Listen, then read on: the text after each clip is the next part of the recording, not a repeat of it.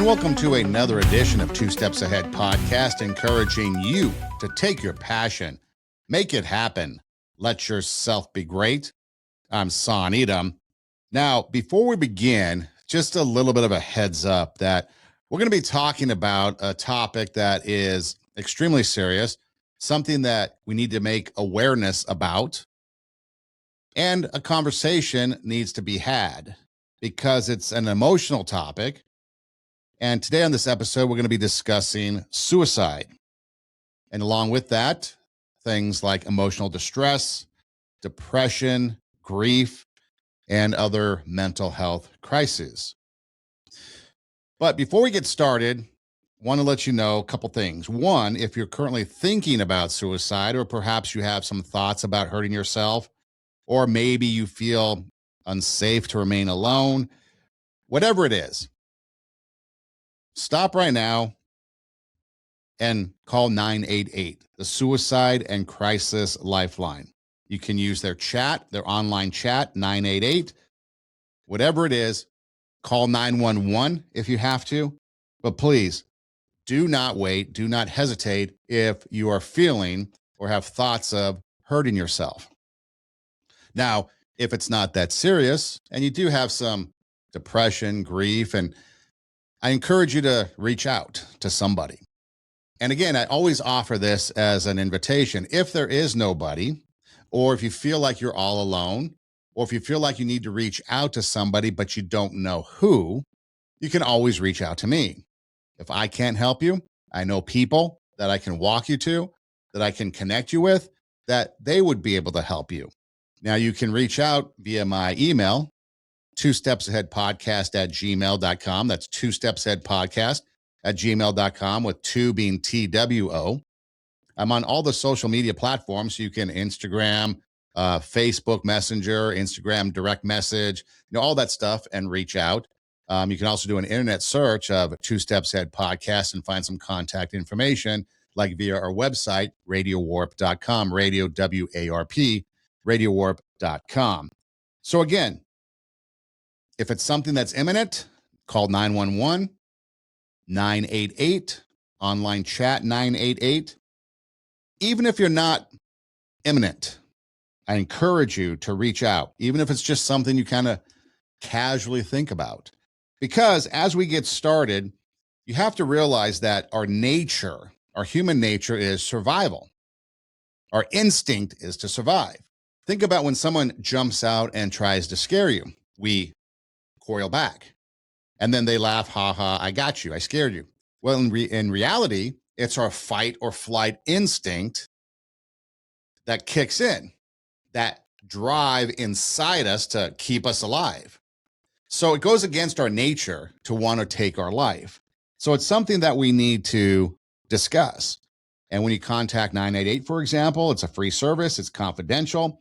They have crisis counselors, they'll listen, they'll ask about your safety, offer support, maybe programs in your area, whatever it might be. And again, if you're hesitant and it's not imminent and you don't know where to turn, maybe a little embarrassed, whatever, reach out to me and I'll walk the journey with you.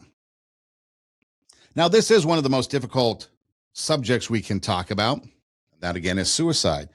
A couple years ago, I did an episode on a young teen in Mississippi, Aubrey Wyatt, who was bullied by 4 classmates and eventually took her own life.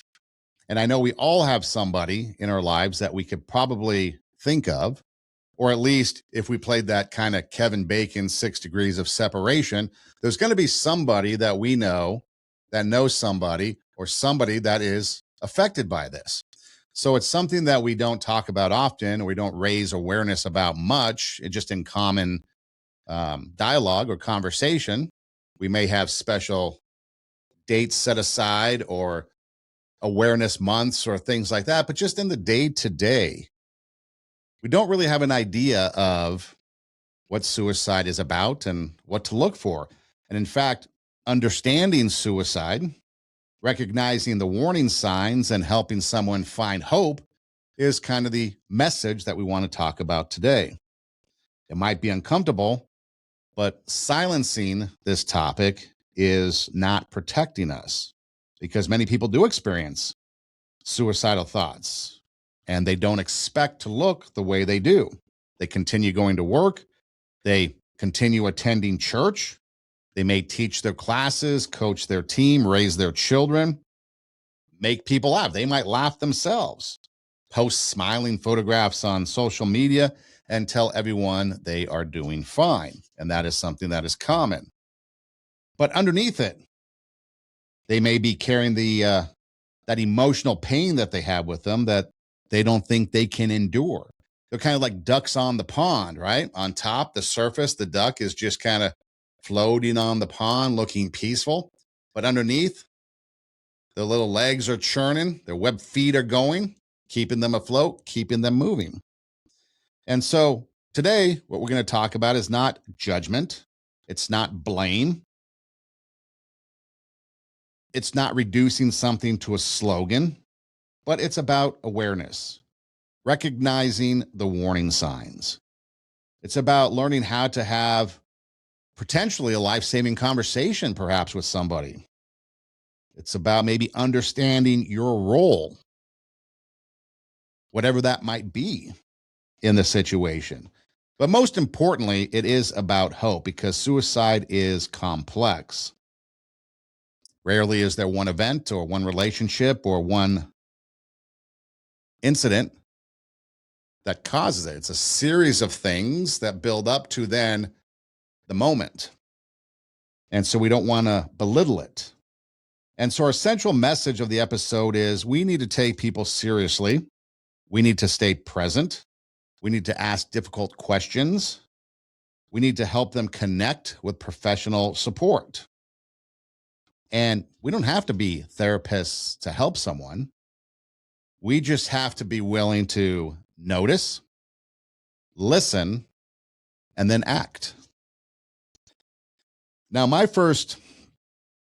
was a movie, 1988, Permanent Record, with Keanu Reeves. It was a movie that talked about suicide. And that was the first time that I probably had any type of introduction to something along the lines of suicide.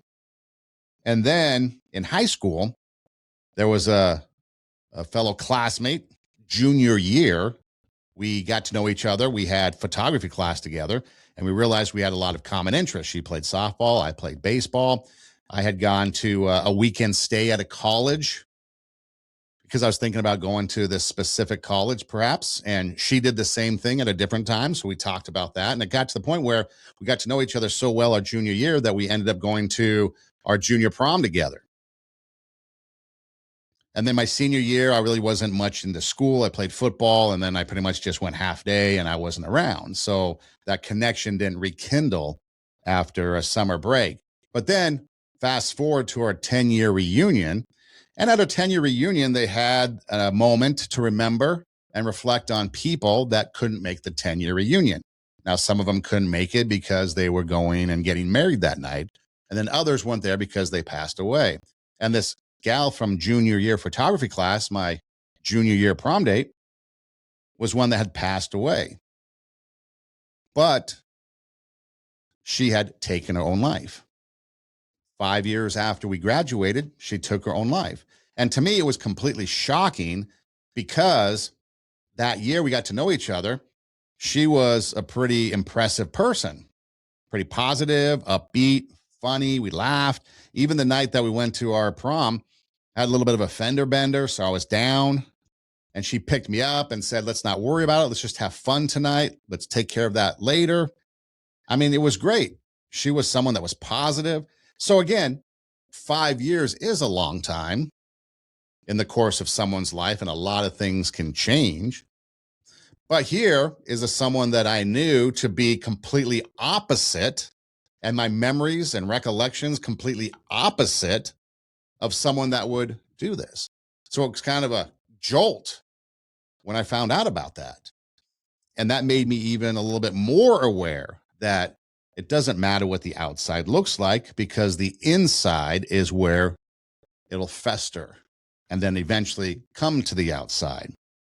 So the one thing we have to understand is that when it comes to suicide, however, not always Is it the same, or does that person want to end their life?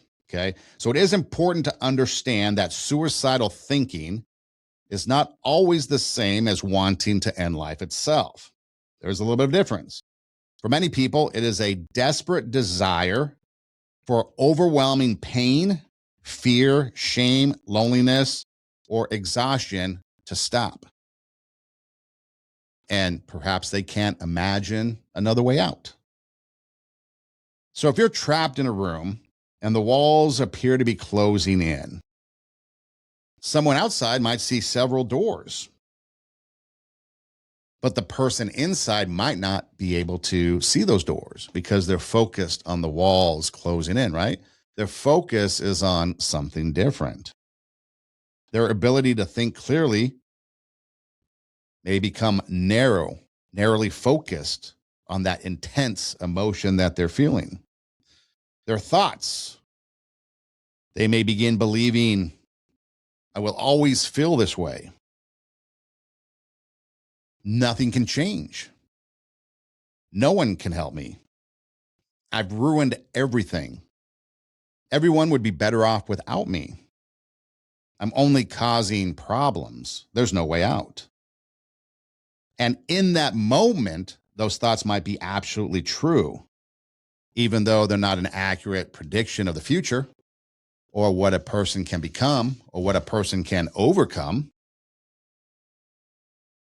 So when you come across these individuals and you notice somebody, we really shouldn't, and I think experts would probably recommend this as well, is we can't say, let's look at the bright side, because they can't see the bright side right now.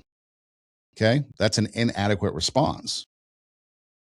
We can't look at them and say that this person is just having a bad attitude. It's more than just a bad attitude. In fact, it's not even a bad attitude. It's their ability to see possibilities. And that ability to see those possibilities, solutions, whatever, overshadowed. They're overwhelmed by the pain, the depression, the trauma, the fear, or the exhaustion that they're experiencing.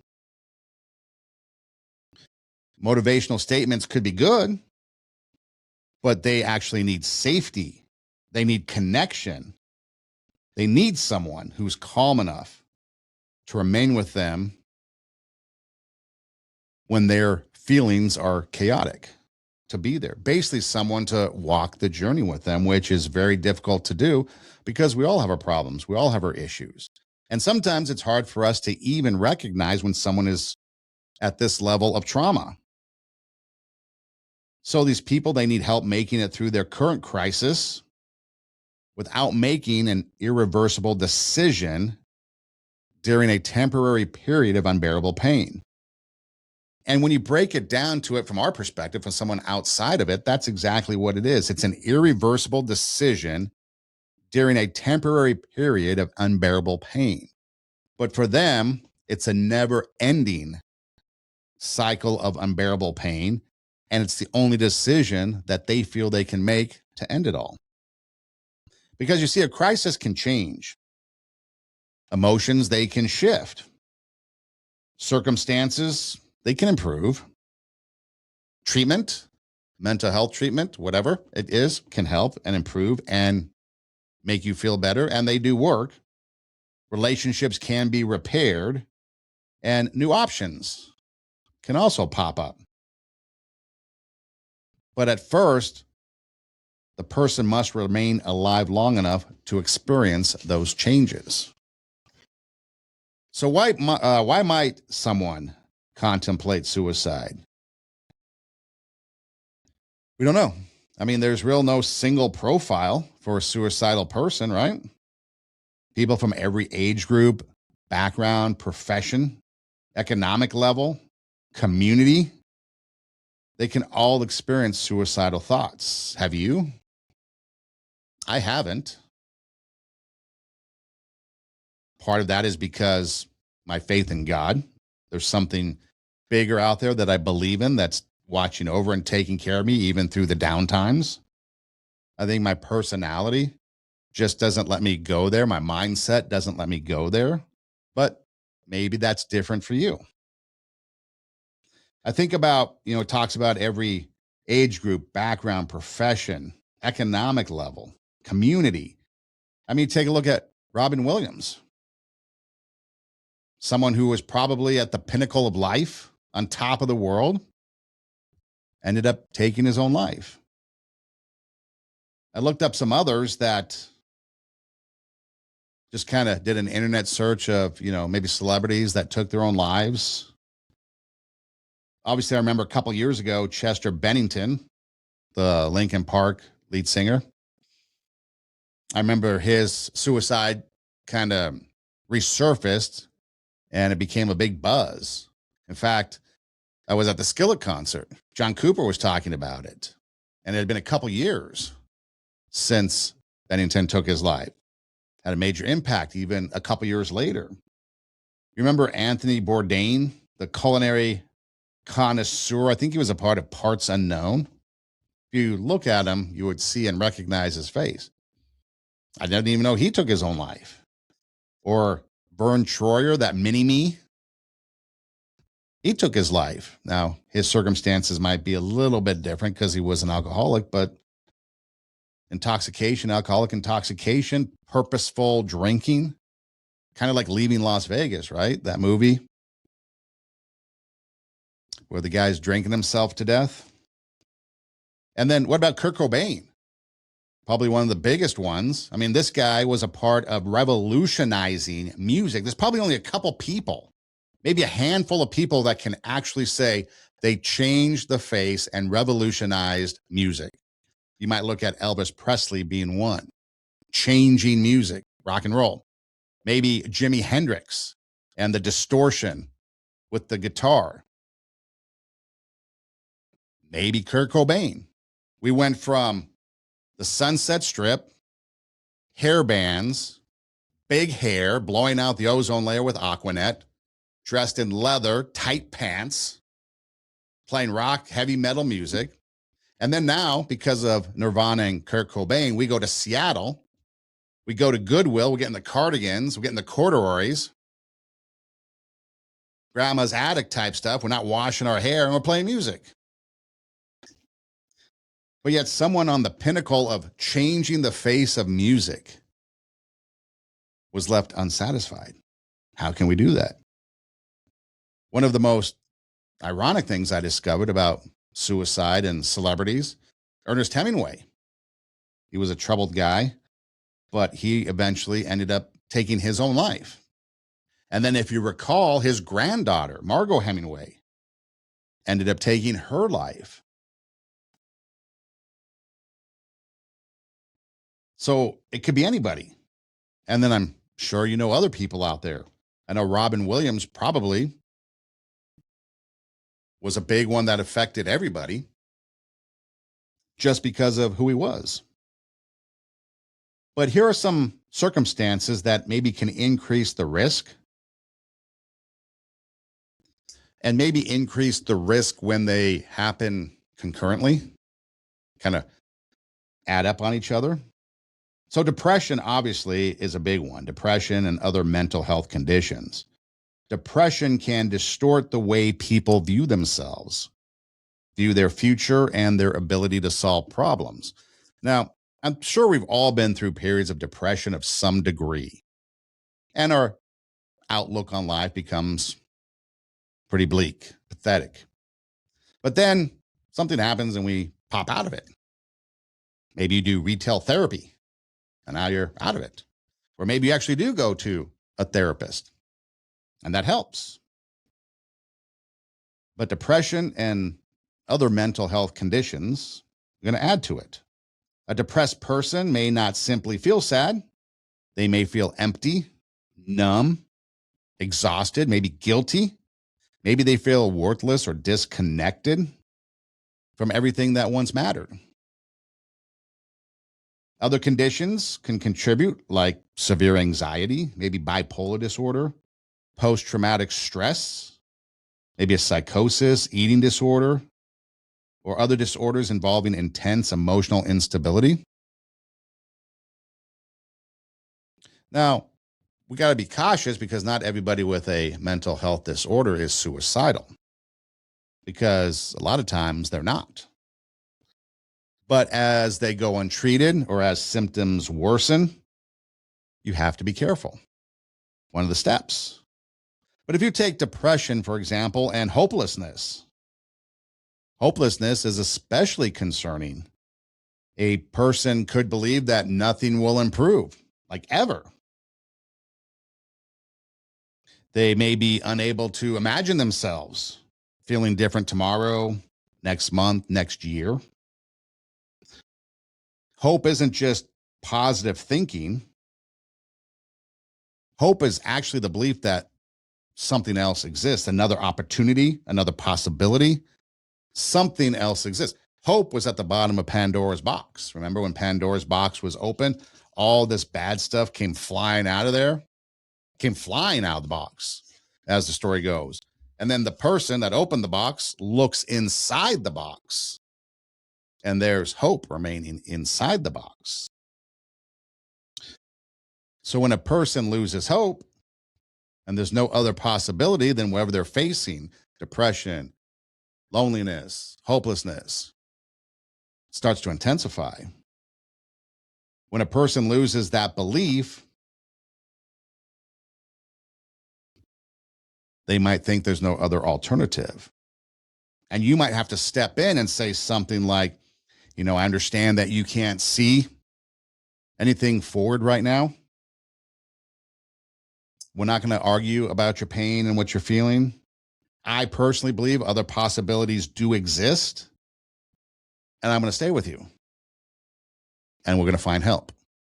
So you can give them some encouragement. I believe that there's things out there. I believe things are going to change for you. I believe this. I know you don't believe that right now, and that's okay, because we together are going to go find help. And then, of course, when you have depression, you have hopelessness, maybe loneliness, then that shame and that perceived failure kicks in.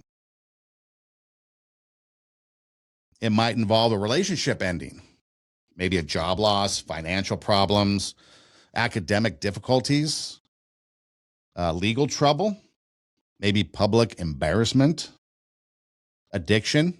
Addiction's a big problem that can lead to suicide, family conflict, maybe a moral failure, secrets they fear will be exposed, and then, of course, bullying, harassment, discrimination, kind of like in the case of Aubrey Wyatt and many others. To the outsider, the event might look survivable, but to the person experiencing it, they may believe their identity, their future, and their reputation is permanently destroyed. Statements such as, "It's not a big deal," may unintentionally deepen the isolation. The event to you might be little, but to them it's enormous. The pain is enormous to them. That's why we can't sit there and just shake things off. Or we can't sit there and just be like, hey, it's going to be okay. These off the cuff comments, because to them, it's going to be serious. Have you ever felt like you were a burden to somebody? I think that's one of the biggest things that people who suffer suicidal thoughts believe. I honestly believe that they think they are a burden, and they've convinced themselves that they're a burden to their family, to their spouse or significant other, to their friends, coworkers, and that those people would have an easier life without them. They may believe that they are creating maybe some financial crisis or some emotional problems or medical issues for other people, and it's a burden to them. That belief is dangerous because it turns love upside down. The person feeling that may begin viewing their disappearance as a gift rather than recognizing the devastation their death would cause. So we cannot respond by angrily listening, because that could increase guilt. Or do not respond by angrily listing everyone who would get hurt. That could increase their guilt. Can't sit there and say, if you do this, mom, dad, brother, sister, grandma, grandpa, cousins, friends, they're all going to miss you. To us, that's reasonable. But remember, you're in the room with the walls closing in. We see the doors. They don't. They don't see the other side. Instead, we might respond, "You're not a burden to me. You're a person experiencing pain, and you deserve help with that pain. Let's go find help." Loneliness and disconnection. I alluded to loneliness a little bit ago, but loneliness and disconnection. A person can be surrounded by people, but still feel completely alone. Now, I've never been in that situation from this depression, suicidal angle.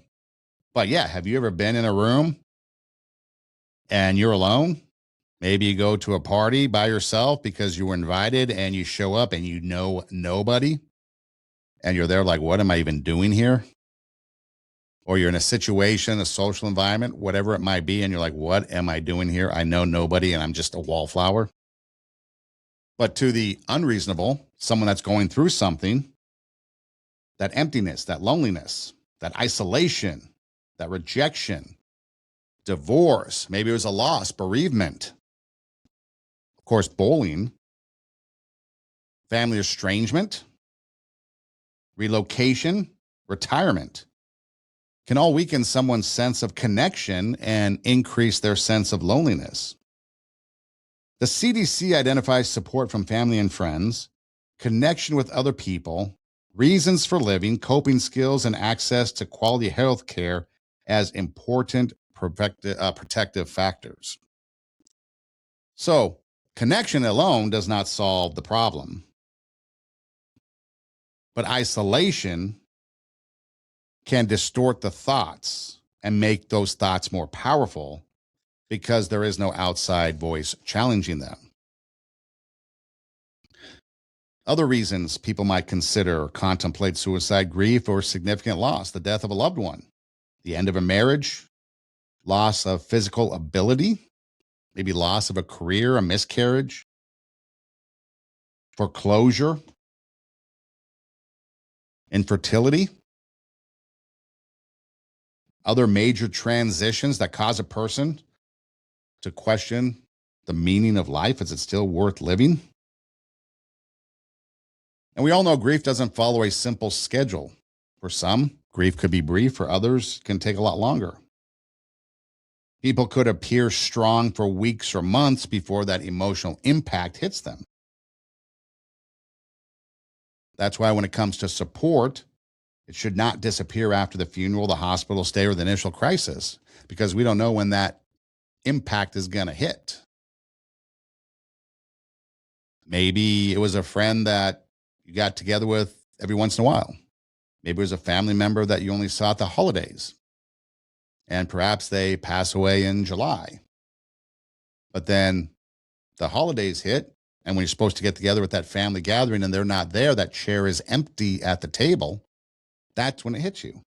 We don't know, because grief is not on a simple schedule. So we need to have that support ongoing. Chronic pain. We don't think about this much. Chronic pain or serious illness. I mean, think of, remember, what was it? Jack Kevorkian, Dr. Death, physician-assisted suicide. Now, that was a huge thing. End up going to prison for it. Nowadays, I think maybe even in some states, it might even be legal. But physical pain can become emotionally exhausting. Someone living with a serious illness may fear becoming dependent or losing their independence or even placing pressure on loved ones. They get sleep disruption, and that ongoing discomfort can weaken coping abilities. I mean, I'm sure we've all suffered something that has driven us crazy. Maybe a cavity or toothache. Maybe a sliver you can't get out. Maybe you pull the muscle doing some sort of exercise.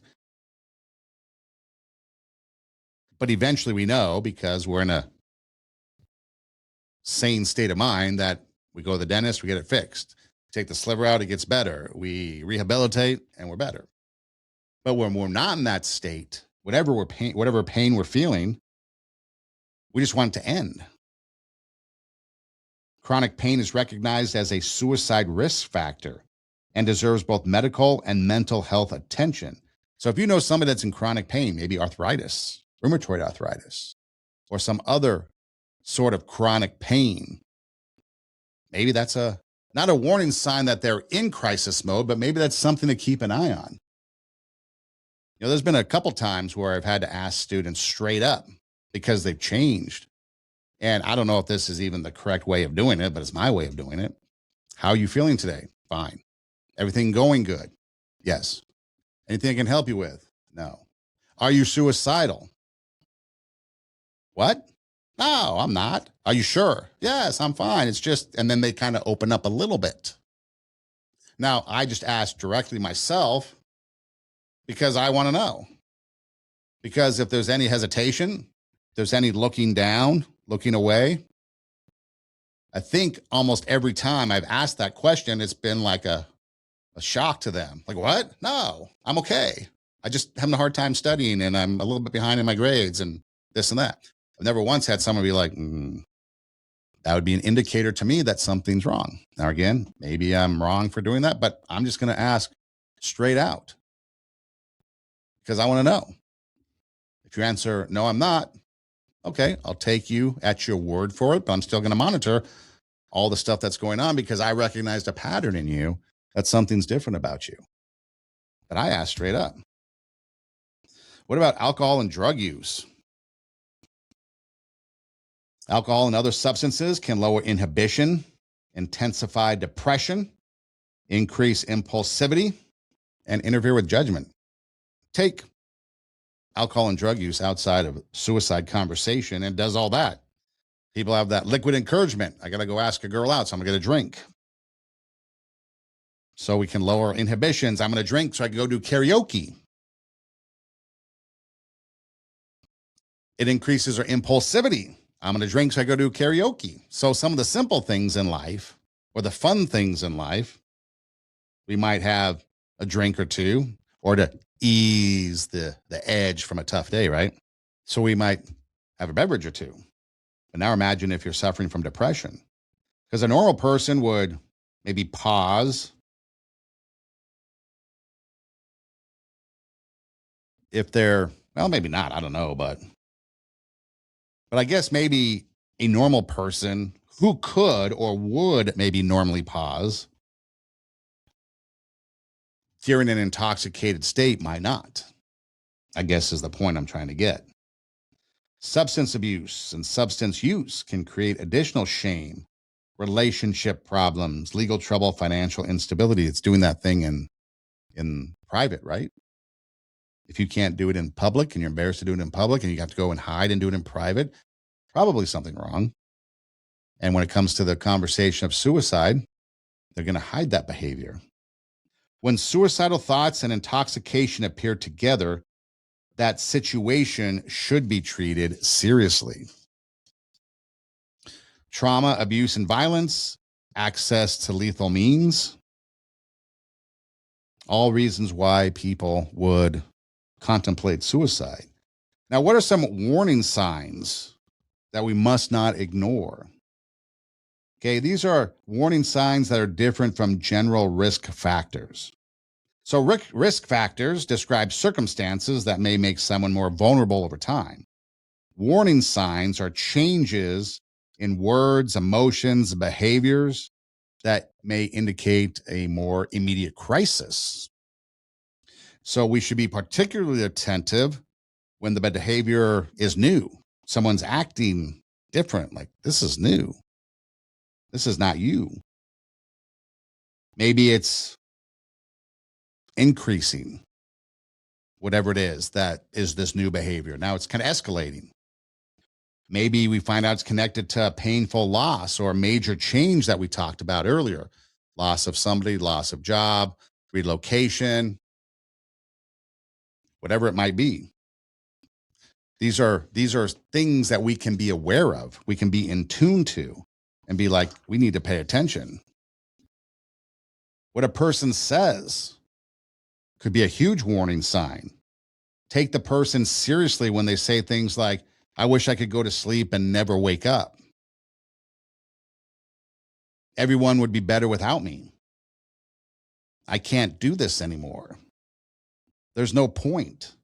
I feel trapped. There's no way out. I'm tired of being a problem. Soon you won't have to worry about me. Nothing matters anymore. Statements like this do not include the word suicide, but they do deserve attention because they have a sense of finality to them. Don't assume that the person is just being dramatic or seeking attention. Because even when someone is seeking attention, it could still mean they're seeking connection. They're seeking care or relief because they might not know how else to ask. A simple, hey, can you help me? I've got this problem. Or just the simple, hey, can you help me? Those are big words for a lot of people. Not a lot of people can sit there and say, can you help me? In any state.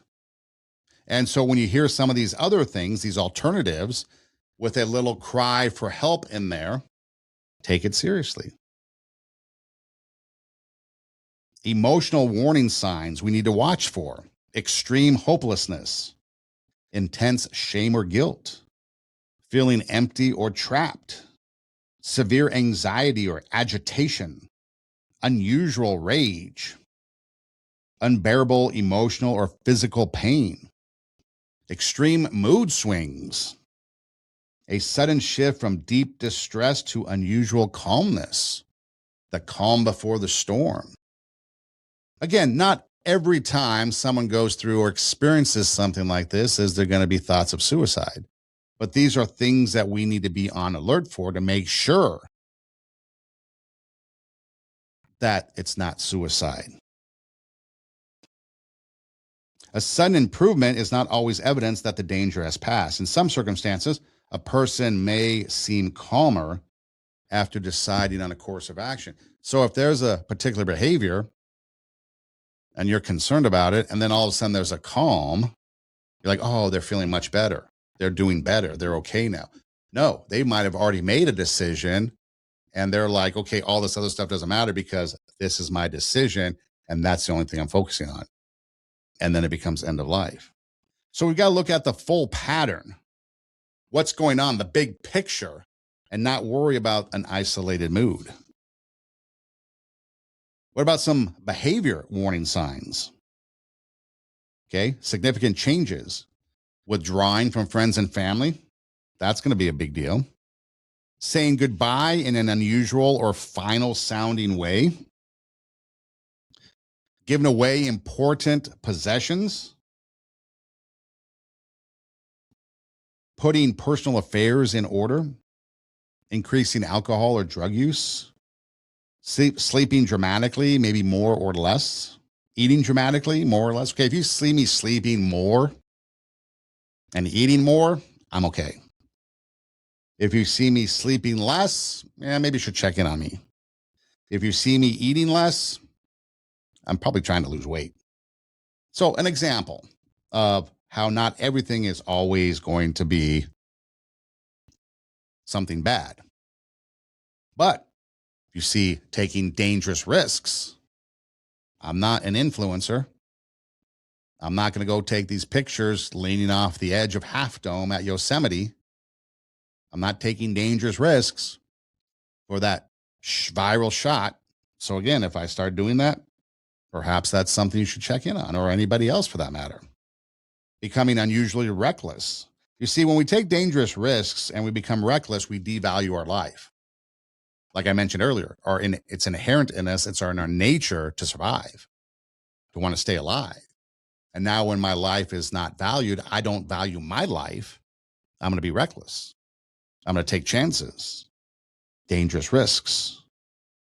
If someone's talking about or posting about death, or maybe seeking access to something that could be used for self-harm, talking about a suicide plan, warning signs. And it's especially urgent when they are new or if they're escalating. And then, of course, obviously, these same things apply online.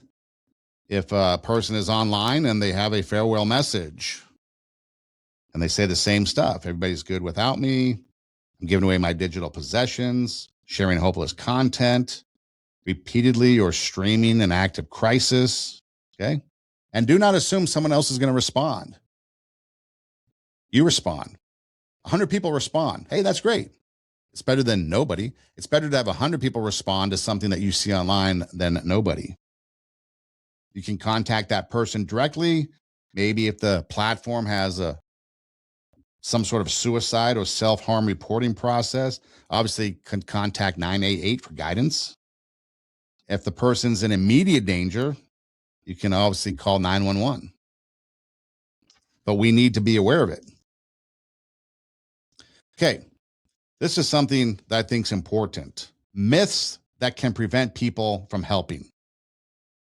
Asking about suicide will put ideas in their head. I mentioned earlier that I come out and directly ask people, are you contemplating suicide? Okay, if we talk about it, this is false. They're not going to put the idea in their head. Asking someone directly about suicide does not create suicidal thoughts or make suicide more likely. Directly asking can open the door to an honest conversation and help identify someone who's in danger. So I guess I am okay asking them directly. We don't dance around the question. Ask calmly, are you thinking about suicide? Or are you thinking about killing yourself? The words may feel frightening to say, but clarity is more important than comfort. Myth number 2, people who talk about suicide will not actually do it. Any statement about wanting to die should be taken seriously. You're not responsible for determining whether someone is serious enough. Let trained professionals help evaluate the danger. Myth number 3, the person just needs to be more grateful.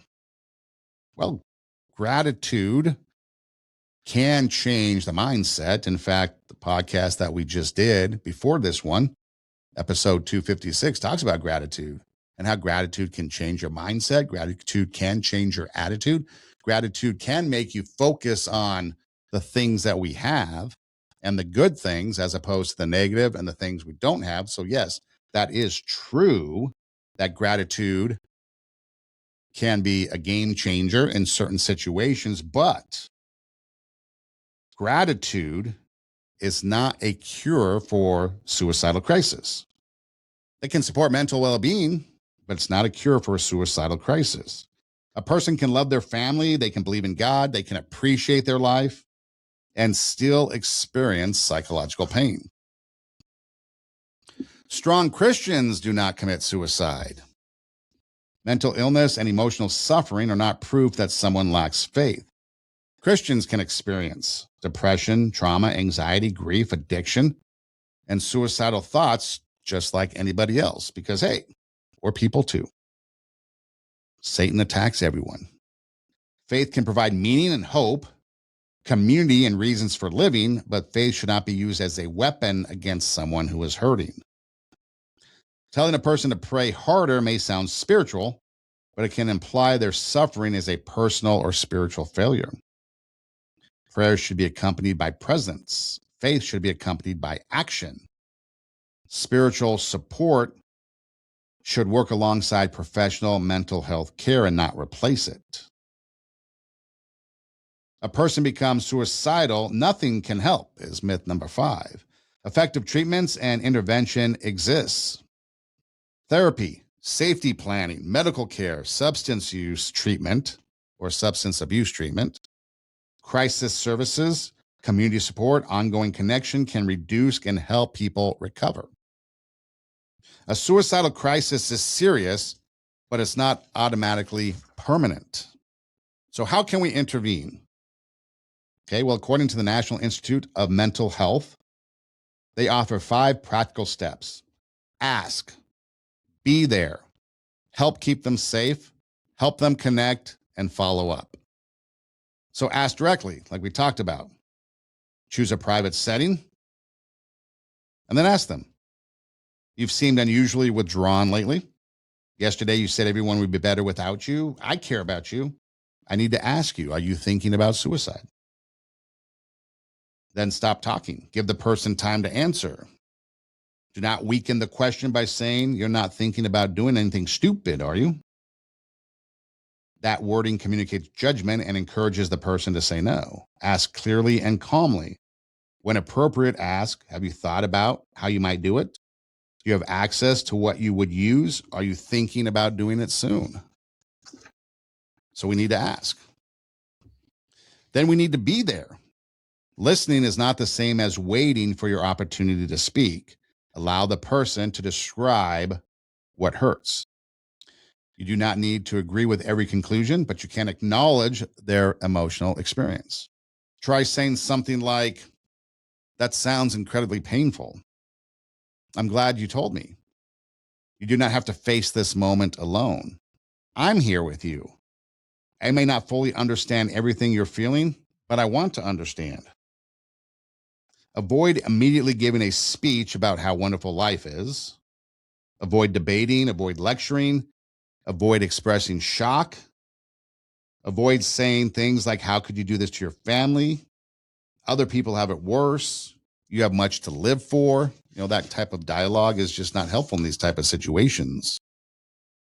You don't want to say suicide is selfish. You need to snap out of it.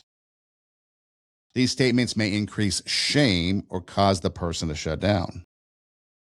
The 988 Lifeline recommends listening without judgment, being direct, showing support, avoiding lectures, and refusing to keep a suicide plan secret. So if they confide in you, their suicide plan, seek help.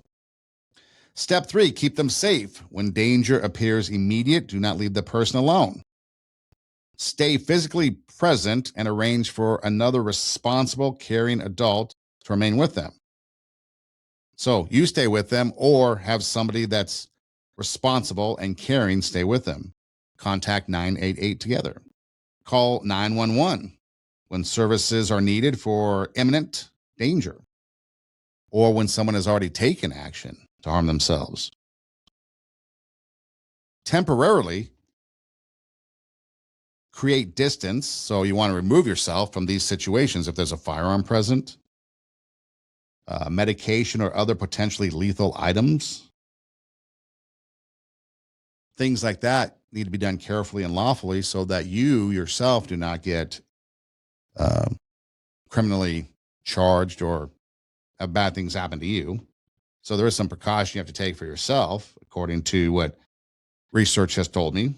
But a responsible person may need to secure or remove access while the crisis is being addressed. If the person has a firearm and they're waving it around, that might be a time to remove yourself and call 911. If they're sitting there and perhaps, let's say, they have a handgun or something in the drawer and you know about it, or in their safe or wherever it might be, and they're sitting across the room from it and they're talking about how imminent they are, well, if it's safe, that might be a time to pick it up and remove it from the situation. And maybe because we're having this conversation, maybe you'll actually reach out and do research with other experts, and maybe you can find out exactly what to do in these situations. Because sometimes these conversations, I'm not providing you with all the information. We're just having a conversation about awareness and what we can do and offering up some things. But then maybe you take this information and you go investigate further because we only have so much time. And sometimes an hour might not be enough. Okay. So maybe you can go do some more research and then email me, twostepsaheadpodcast@gmail.com. Let me know what you find out. That'd be helpful. Do not physically place yourself in danger. Contact emergency responders if the situation is unsafe. Don't agree to secrecy. They say, can I tell you a secret? And you won't promise not to tell anybody? Well, I care about you too much to keep this a secret. We're going to bring in someone who knows how to help us through it. It's not betrayal. It is protection. Step 4, help them connect. Walk with them. Do not simply hand the person a number and leave. Make the connection. Sit beside them while they call or text 988. Drive them to the emergency department when appropriate. Contact their therapist or medical provider. Help schedule an urgent mental health appointment. Contact a trusted family member, maybe involve a school counselor, contact a pastor or spiritual leader, help them locate substance abuse treatments, arrange transportation, give them a drive, take them there, help them understand their insurance or employee assisted options. Because when people are overwhelmed, some of these simple tasks seem impossible. Instead of saying you need to find a therapist, say, let's call together. And then the final step is follow up. Do not disappear after the immediate crisis. Send a message the next morning, call later in the week, invite the person to coffee, ask whether they attended their appointments, help them follow their safety plan that they set up perhaps with a clinician. Ongoing supportive contact can be an important part of suicide prevention. Ongoing supportive contact can be important and an important part of suicidal prevention. Do not assume that hospitalization, one therapy appointment, or one good conversation means that the danger is permanently gone. Recovery is often a process. So, have you had experience in this situation? Is this something that hits home? Is this something that you can relate to? Because I'm pretty sure that all of us, 6 degrees of Kevin Bacon's separation, this is going to affect us one way or another, whether we know somebody personally or we know of somebody who knows somebody. Or in the future, it might be something that we come across. And having this conversation now, we can get prepared. Just like you have first responders. Okay, when I'm working in the security business, we've had times where we've had to do preparation stuff, do drills, work on things to improve in case this happens, in case that happens. When you're in school, right, you do fire drills so you can practice. So if something really happens, you know what to do. That's the same with things in life that we often don't think about. And when it comes to this, are we prepared? Or we know what to do if something happens to pop up? We're at the workplace, maybe we're at school, maybe we're in a social setting, and a crisis pops up. Do we know how to respond? If you're at school, the fire bell goes off, fire alarm goes off. Yeah, you might know how to exit the room and go down the hall and out to the parking lot for safety. But if a friend comes to you at school and says, I'm contemplating suicide and I'm going to do it after school or to work, do you know what to do? Do you have a plan to act? These are things that we can and should prepare ourselves for. And by discussing it and being aware of it, we can take some of these things and now start to implement a plan of what we're going to do. If it's a loved one, if it's a coworker, if it's a stranger, if it's ourselves. And the more we talk about it, the more we prepare ourselves. Knowledge is power. Information is important. We can prepare to help that person that comes to us and says, I need your help. Or we can help that person and be prepared because we recognize the warning signs or we recognize the language that they're speaking and it's not positive. It sounds dangerous. It sounds hurtful. It sounds harmful to them. And so we make ourselves aware. And that's something that we all need to do. And that's why it's important to talk about some of these things. And it doesn't matter if you're in the Christian church or in another religion. Religion doesn't, just because you have religion, it doesn't exempt you from being exposed to suicide and the topic of suicide. Be prepared. Have a plan. Know what to do. Who to call. Remember, 988. You can text it. Go online, 988, suicide prevention information line. They've got a chat. Maybe there's some other ones, 911 if necessary.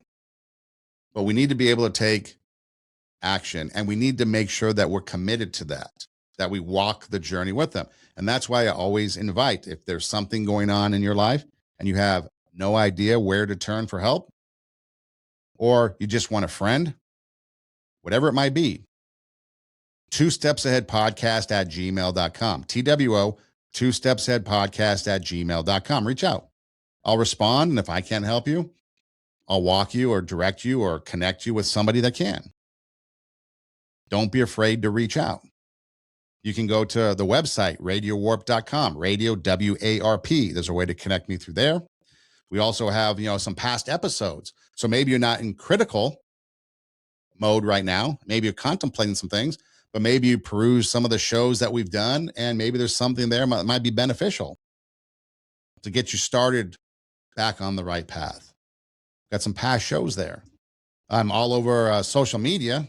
Not that I'm a viral influencer, but if that's a way to reach out, instant message, messenger, direct message, whatever it is these days, reach out and I'll be able to help you as much as I can. And if I can't, I'll direct you to somebody that can help you. If you want to hear more about the show, like I said, radiowarp.com, we have all of our shows on there in video form. Just click the Two Steps Ahead podcast show logo and past shows pop up. There's a green link that you can click that takes us to our audio hosting page, which is on Podbean. You can download those and take them with you on the go. You can listen anywhere you listen to podcasts: Spotify, Pandora, Apple Podcasts, iHeartMedia, all the places. Hey Siri, hey Alexa, hey Google, play TWO, Two Steps Ahead podcast, and our episodes pop up. And you can do an internet search, TWO, Two Steps Ahead podcast, and there we are, pop up, easy to find. And if you don't feel comfortable with me, find somebody. Reach out to somebody. You've got local churches. You've got, I'm sure, community resources that you can look up. If you're on campus, there's counselors, there's counseling offices. There's maybe resident assistants, people that live in the residence to help you out, maybe upperclassmen. There's all kinds of things. You don't have to go it alone. And like I've said before, you can always start with me. TWO, Two Steps Ahead podcast @gmail.com. Reach out. Let me know what's going on. If I can help you, I will. Otherwise, I'll walk you to somebody that can, whether that's through email connection, phone call, whatever it is, and we can walk that journey together. This is Two Steps Ahead podcast, encouraging you to take your passion, make it happen, let yourself be great. I'm Sonny Dem. Hey, thanks for listening. Do tell a friend. Remember, you matter, you're worth it. And until next time, God bless.